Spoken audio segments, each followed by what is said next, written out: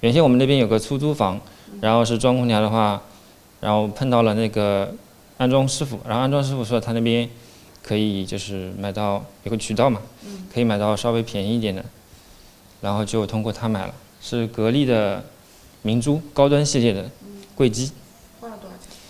花了12500，18号运到，然后19号那个售后安装师傅来那个安装嘛，安装好以后他就调试一下，试运行一下嘛，然后关机的时候就发现下面那个机器有哒哒哒的声音，这是。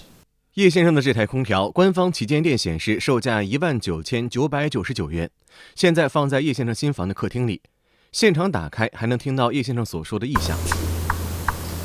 装上后关机那时间有那个声音，还想着下面装修没注意，后来第二次又试了一下，是这个机子声音。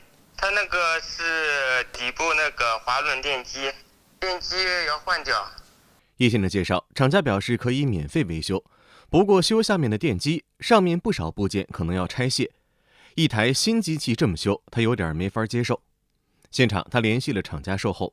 那我这边还是要退机换机。好的，那这边再次给您反馈，相关人员核实之后联系您。这边可以给您维修和安装，如果是退换机的话，这边是需要联系经销商给进行退换的。说起这台机器的经销商，似乎有点复杂。买的时候是通过朋友呀，然后那个朋友说是通过这个2级经销商，就是叫对刘总，印下家电，嘉兴的李总，对，那边是1级经销商。经销商的意思就是说没有退换一说，说格力的东西只有维修。叶先生说，他没有找到杭州这家经销商的实体店，现场电话联系了对方。这个事是吧？你找李总啊，因为我是个经手人，我只是帮了个忙，在杭州店你给他发来做了一台空调，对吧？让我帮人忙呢，帮出麻烦来了，没事还找我直接，我都想不通，为什么格力这个事情都处理不了呢？这么大的公司，售后那边说要找经销商，找经销商是好友电器嘛？您是2级经销商呀？我就是个帮忙人，我啥也不是。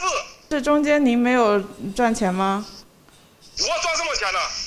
随后，叶先生联系了上一级的经销商李总。我们不是直接卖给他的，我们是提供货源，提供一下就行了。那现在是这个货有问题呀？货会有格力售后来管的呀。那格力售后说这个退换的事情得找经销商负责呀。找经销商负责又不是我直接卖给他的呀，你找还不是找到杭州去的？那这是你们2家经销商之间的事情啊。我直接卖给他的呀。货从你这出的？准确说是杭州出的货。那我看那个单子上写的是友好电器出来的货呀。哎呀，我知道单子它一个流程过来的货，你要这样推来推去，你推的没完没了。你有没有赚钱呢这一单？我没赚钱，提供货源我们哪有利润？哦，那你也没赚钱，刘总也没赚钱。我们哪有利润？和李总的沟通依然没有结果。叶先生说，他之前提出过接受维修，但要求一定金额的补偿，不过没有结果。现场他又联系了当初介绍渠道的朋友小施，我们也配合他沟通，就是格力公司他不处理，我也联系经销商了，经销商那边因为那个是1级经销商，那只有格力公司可以通过他，还是退货还是换货，因为我们没权利，我们只负责销售，出厂的时候就有质量问题，那跟我们卖的东西有什么差嘎的，对不对？你们不是通过了3个人吗？相当于有3层关系啊，你们3个能不能谈一谈呢？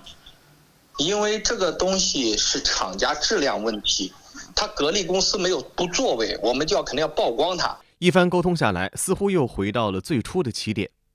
记者给格力客服留下联系方式，表示希望进一步了解情况。截稿前没有收到回复。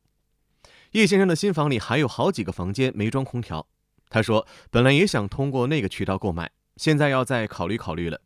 1818黄金眼记者报道。